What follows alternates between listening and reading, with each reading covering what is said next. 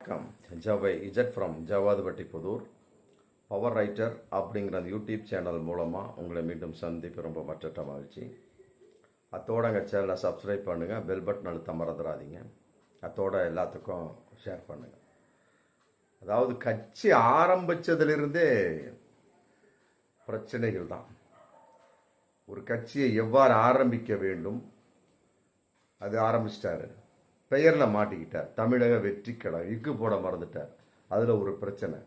அப்புறம் அது இக்கு ஒன்று போட்டு விட்டாங்க. அப்புறம் தமிழக வெற்றி கழகமாக அது மாறியது. அப்புறம் அதுக்கு பின்னால் விக்கிரவாண்டியில் மாநாடு, மதுரை மாநாடு, திருச்சி மாநாடு சொல்லி போட்டு நடத்தினார். ஏகப்பட்ட பேர், கரூர் மாநாடு, ஏகப்பட்ட பேர் இறந்தார்கள், மயக்கம் அடைந்தார்கள். மொத்தம் 52 பேரை சாகடிச்சிட்டு ஏப்ரல் 23, 2024 விஜய் தேர்தலை சந்திச்சிருக்கிறார். சரி, சந்திச்சாரு. வேட்புமனு தாக்கலில் தான் ஏதாவது கரெக்டாக பண்ணினாரா? அதுவும் கிடையாது. அந்த வேட்புமனு தாக்கலை ஒழுங்காகவே எழுதலை. 3 தடவை, ஒரு தடவை எழுதுறாரு, சில விஷயங்களை மறந்துடுறாரு, தூக்கி ஓரங்கட்டப்படுது. 2வது எழுதுறாரு, அதுலேயும் ஓரங்கட்டப்படுது. 3வது திருச்சி கிழக்கு, பெரம்பூரில் 3 தடவை ஒரு மனுஷன் வேட்புமனு தாக்கல் பண்ணுறான்னா அவனுடைய ஒரு அனுபவம், அறிவு எந்த அளவுக்கு இருக்கும். இதையெல்லாம் விட பிரச்சாரம் என்ன, சும்மா வர வேண்டியது, இப்படி கையாட்ட வேண்டியது, ஓட்டு போட்டுருவாங்களாம்மா. சரி, இருக்கக்கூடிய ஒரு அந்த தொகுதியில் இருப்பாங்களா 7 வேட்பாளர்கள், 8 வேட்பாளர் நிற்பாங்க இல்லையா, அவங்கள பக்கத்தில் கூட்டி வச்சு, இந்த மாதிரி குணசேகர் இங்கே நிற்கிறாரு, தமிழரசன் இங்கே நிற்கிறாரு, மற்றபடி முபாரக் அலி இங்கே நிற்கிறாரு, மற்றபடி முகமது இப்னு இங்கே நிற்கிறாரு சொல்லலாம் இல்லையா? ஒன்றுமே கிடையாது. யாரையும் பக்கத்தில் நிற்க வச்சு கையாட்டி மிச்சபடி பேசுறதும் கிடையாது. ஒரு ஏரியாவுக்கு வர்ற மாதிரி இருந்துச்சுன்னா உடனே அந்த இடத்துல 5 நிமிஷம் பேசுறதே கிடையாது. டி நகர்லாம் பேசவே கிடையாது. ஆமாம், கையாட்டிட்டு அப்படியே போயிட வேண்டியது. மற்றபடி வேட்பாளர்களை அறிமுகப்படுத்துவதும் கிடையாது. அப்படிங்கிறப்ப மக்களுக்கு எப்படி தெரியும் தாவேக்காவில் எத்தனை வேட்பாளர் நிற்கிறான், எவன் நிற்கிறான்னு சொல்லி எவனுக்கு தெரியும்? சும்மா விசில் சின்னத்தை பார்த்தவொன்னே குத்திடுவாங்களா? ரைட்டு, ஓகே, குத்திடுறாங்கப்பா. விசில் சின்னத்தை பார்த்து குத்திடுறாங்க, விஜயை பார்த்து குத்திடுறாங்க. அப்போ அவன் சொந்தக்காரன்னு சில பேர் நிற்பான், ஒன்றும் தெரியாமல். அவன் முகத்தை காட்டினா தானே. ஏன் அதில் ஏகப்பட்ட வேட்பாளர்கள் மனம் மாறி, ஆமாம், என்னடா அது இப்படி இருக்குன்னு சொல்லி போட்டு வெக்ஸாகி போன ஒரு சூழல் இருக்கிறார். அதே மாதிரி தான் பிரச்சாரத்தில் அவர் பாட்டுக்கு கண்டுக்காமல் போனதில் ஏகப்பட்ட வேட்பாளர்கள் மன உளைச்சலில் என்று இருந்துகிட்டு இருக்கேன். இந்த மாதிரி இருந்தால் எப்படிப்பா வெற்றி அடையும்? இப்படித்தான் இருந்தது பிரச்சாரத்தில். வேட்புமனு எப்படி பார்த்தீங்கன்னா, வாக்குப்பதிவிலும் அராஜகங்கள், வாக்குப்பதிவிலும் குளறுபடிகள், அராஜகங்கள். அதாவது திருப்பத்தூரில் குனிச்சி அப்படிங்கிற ஏரியாவில் உள்ள வாக்குப்பதிவு அந்த மையத்தில் தாவேக்கா நிர்வாகி சக்திவேல் அப்படிங்கிற ஒரு பேர் என்ன பண்ணியிருக்கிறாரு, வாக்கை போட்டுட்டார், விசில் சின்னத்தை அமுத்திட்டார்.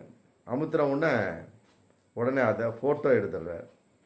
ஃபோட்டோ எடுத்து இன்ஸ்டாகிராமில் போடுறார். இந்த மாதிரி பதிவு போடுவது சட்டப்படி குற்றம் அப்படிங்கிறது தாவேக்கா நிர்வாகிகளுக்கு தெரியாதா? ஏன் விஜய்க்கே தெரியல? இந்த திருச்சி கிழக்கு பிரச்சாரத்தில் ஒரு நபர் புறாவை கொடுக்குறான் பாருங்க, அந்த ரெக்கையில் கம்ப்ளீட்டாக தாவேக்காவுடைய கலர் அடிச்சிருக்கு. அந்த மாதிரி அடிக்கவே கூட. இன்னைக்கு பீட்டா இந்தியா விஜய்கிட்ட கேள்வி கேட்டு கடிதம் எழுதியிருக்காங்க. சட்டப்படி குற்றம்ங்க நீங்கள் செய்கிறது, ஏற்றுக்கொள்ள முடியாது, விலங்குகளை பயன்படுத்தக்கூடாது, மற்றபடி பறவைகளை பயன்படுத்தக்கூடாது இப்படி இன்னைக்கு விஜய்க்கு லெட்டர் எழுதியிருக்காங்க பீட்டா இந்தியா. அது மாதிரி விஜய்க்கே விதிமுறைகள் தெரியல. அப்படிங்கிறப்ப தாவேக்கா நிர்வாகி தொண்டனுக்கு எவ்வாறு தெரியும்? உள்ளே இருந்து ஃபோட்டோ எடுக்கலாமா? ஃபோட்டோ எடுத்து அதை விட்டுட்டார் குனிச்சி. அந்த தாவேக்கா நிர்வாகி சக்திவேல் இன்னைக்கு போலீஸ் சம்மந்தப்பட்ட வகையில் வழக்கு பதிவு செய்யப்பட்டு அவருக்கு தண்டனை கிடைக்குமா அப்படிங்கிறது தெரியல. கட்டாயமா ஆதாரபூர்வமாக இருக்கும் பட்சம் தண்டிக்கப்பட வேண்டிய ஒரு நபர் தான் தாவேக்கா சக்திவேல். அடுத்தது பார்த்தோம்னா அதே மாதிரி அந்த ஆம்பூரில் கரும்பூர் அந்த தாவேக்கான அந்த கரும்பூர் அந்த பூத்தில் தாவேக்கானர் ஒரு குறிப்பிட்ட பேர், நிறைய பேர் அப்படி வாக்குச்சாவடிக்கல அப்படி வண்டியோடு நுழைஞ்சிருக்காங்க. வண்டி நிறுத்திட்டு திப்பு திப்பு திப்பு திப்புன்னு நுழைஞ்சிருக்கிறாங்க. விழுந்து ஃபோட்டோ எடுத்திருக்காங்க. ஃபோட்டோ எடுக்கலாமா? சிங்கிள் எடுத்தாலே சட்டப்படி குற்றம்.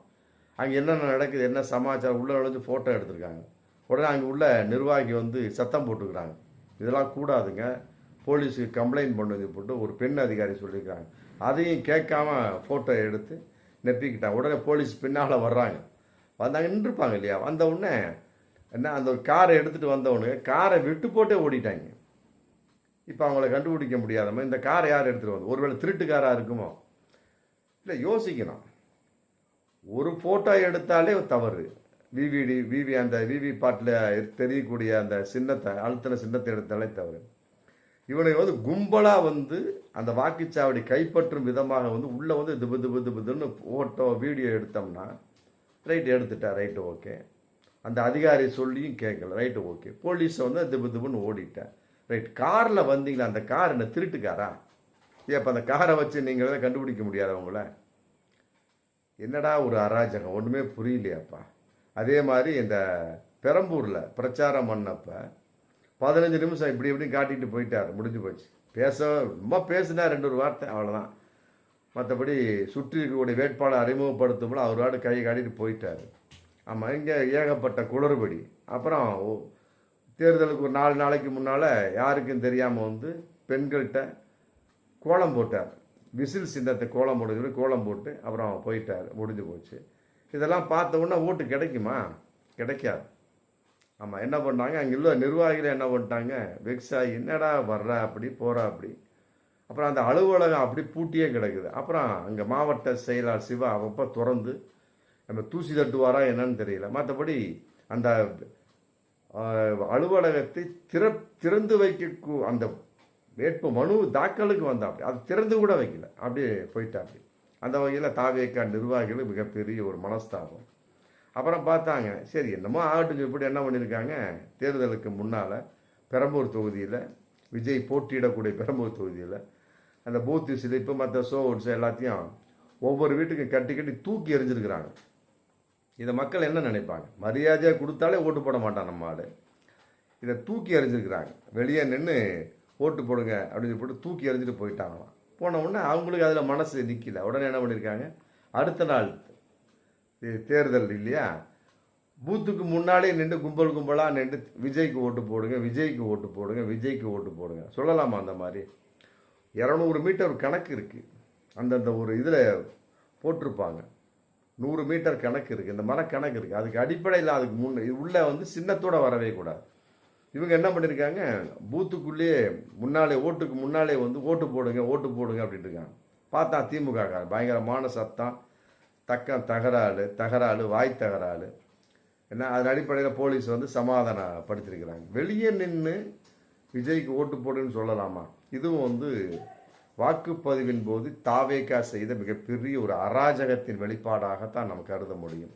அதே மாதிரி தூத்துக்குடியில் வந்து திமுக அதிமுக சம்மந்தம் ஒரு 15 வேட்பாளர் தொகுதி நிற்கிறாங்க. அதில் வந்து தாவேகா சம்மந்தப்பட்ட வகையில் ஸ்ரீநாத் அப்படிங்கிறவர் நிற்கிறார். அவருக்கு ஓட்டு போட சொல்லி ஒரு வீடியோ என்ன அப்படின்னா, அதாவது வந்து ஜெயிச்சிரோம்ல சாமி, ஊரே வணங்குது சாமி, ஸ்ரீநாத்துக்கு வந்து ஒரு வீடியோ. ஜெயிச்சிரோம்ல சாமி, கவலைப்படாத சாமி, ஊரே உனக்காக வேண்டுது சாமி அப்படின்னு சொல்லி சைடில் பாட்டை போட்டு ஸ்ரீநாத்துக்கு விளம்பரம். இல்லை, இந்த அளவுக்கு ஒரு விளம்பரம் பண்ணக்கூடிய அளவுக்கு இருக்கக்கூடிய சாமி. இந்த ஸ்ரீநாத் என்ன சுதந்திர தியாகினுடைய மகனா, இல்லை தாவேகாவுக்காக தூக்கி நிறுத்தினாரா? ஒன்றுமே கிடையாது. ஏதாவது தியாகம் செய்தார் தாவேகாவுக்கு? இல்லை மிகப்பெரிய ஒரு தியாகின் மகனா? ஒன்றுமே கிடையாது. பில்டப் ஒன்றும் கிடையாது. இந்த மாதிரிலாம் ஒரு பில்டப் பண்ணி ஒரு கட்சியை வந்து தேர்தலில் நிற்கக்கூடிய அளவுக்குன்னா அது தாவேகா தான். அதே மாதிரி இந்த திருத்தணி தொகுதியில் நடந்திருக்குது. அதே மாதிரி தான் விபேடில் வந்து புகைப்படம் எடுத்து அதை வந்து விட்டுருக்கிறார் தாவேகா நிர்வாகி. எல்லாமே ஏகப்பட்ட பேர் தமிழகத்தில் ஏகப்பட்ட தாவேகாண்டவர் என்ன பண்ணியிருக்கிறாங்க, தான் அழுத்திய பொத்தான தாவேகா விசிறிசிடம் தெரிகிற அளவுக்கு அழுத்திட்டு உடனே ஃபோட்டோ எடுத்து அது ஸ்டேட்டஸாகவே பல பேர் வச்சுருக்கிறாங்க. இதெல்லாம் வந்து மிகப்பெரிய ஒரு முரண்பாடு, சட்டத்துக்கு எதிரான ஒரு முரண்பாடு. மற்றபடி வந்து இதெல்லாம் வந்து சிறை தண்டனை விதிக்கக்கூடிய ஒரு முரண்பாடு. தேர்தல் ஆணையம் ரொம்ப தெளிவாக சொல்லிட்டாங்க. அதையெல்லாம் விட தாவேகா தொண்டர்களுக்கு விஜய் சொன்னாரா அப்படிங்கிறது மிகப்பெரிய ஒரு கேள்வி. இதெல்லாம் வந்து உணர்ச்சியின் வெளிப்பாடு, நம் உணர்ச்சியின் வெளிப்பாடு. அறியாமையின் வெளிப்பாடு, முட்டாள்தனத்தின் வெளிப்பாடு, சுத்தமாக எல்போடுங்க. ஆமாம், விஜய் உள்பட அப்படிங்கிறது துண்டா தெரியுது. பார்ப்போம் மீண்டும் அடுத்த வீடியோ. நன்றி.